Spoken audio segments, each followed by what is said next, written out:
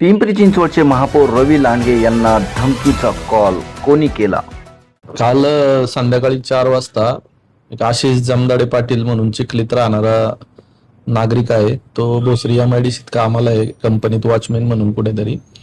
तर त्यांनी काल संध्याकाळी 4 वाजता CP ऑफिसची समाधान हेल्पलाईन यावर कॉल केला आणि सांगितलं की रवी लांडगेंना जीवे मारून टाकणार आहे.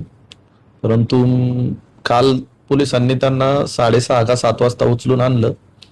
त्यानंतर त्यांची सर्व माहिती घेतली तर थोडी मानसिक स्थिती त्यांची खराब आहे असं जाणवलं. डिवोर्स वगैरे झालेला आहे. गाव नगरचं आहे, शेवगाव. राहायला इकडे एकटंच आहेत. आई वडील सोबत राहत नाही पहिल्यापासून, त्यामुळे थोडी मानसिक स्थिती खालावलेली आहे. त्यामुळे त्यांनी असं स्टेटमेंट केलं असेल. सकाळी मी पोलिसांकडून माहिती घेतली. आता माझे भाऊ गेले ते पोलीस स्टेशनला, तर पोलिसांनी त्यांना समज देऊन सोडून दिले. कारण त्यांनी पोलिसांना फोन केला होता, मला किंवा माझ्या कुठल्या कुटुंबातील सदस्याला कोणाला फोन करून धमकी वगैरे काही दिलं नाही. त्यामुळे आता काही गुन्हा वगैरे दाखल करता येत नाही अशा प्रकरणात. त्यांना समज देऊन सोडून दिलेलं आहे. परंतु आपला त्यांच्याशी कधी कुठं काही संबंध आला होता किंवा ते कुठं तुम्हाला भेटायला आले होते, असं काही प्रसंग झालेला आहे का? त्यांनी काय सांगितलं? त्यांनी सांगितलं मला भेटलेत ते घरी. माझ्या आजीचा 10वा होता तेव्हा भेटून गेले ते. मला फोटो काल बघितला तेव्हा जाणवलं की मी या व्यक्तीला कुठंतरी भेटलोय.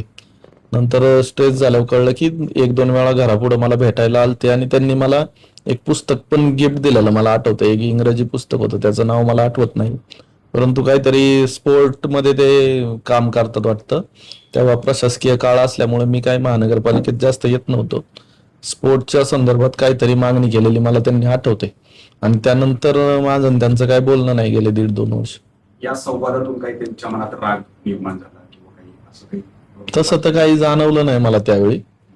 तसं काय असतं तर त्यांनी मला बोलायला पाहिजे नव्हतं, पण तसं काय बोलले नाही ते 2 वेळा मला भेटायला आलते. मला ते फोटो पाहिल्यावर नंतर आठवण आली की त्या आजीच्या 10व्याच्या वेळेस पण आलते आणि नंतर एकदा पुस्तक घेऊन गिफ्ट मला दिलं होतं त्यांनी. 2 वेळा भेटून गेलते. कुणाच्या सांगण्यावरून केलं असेल वगैरे अशी काही शक्यता वाटते? नाही, अजून तर तसं काही वाटत नाही मला.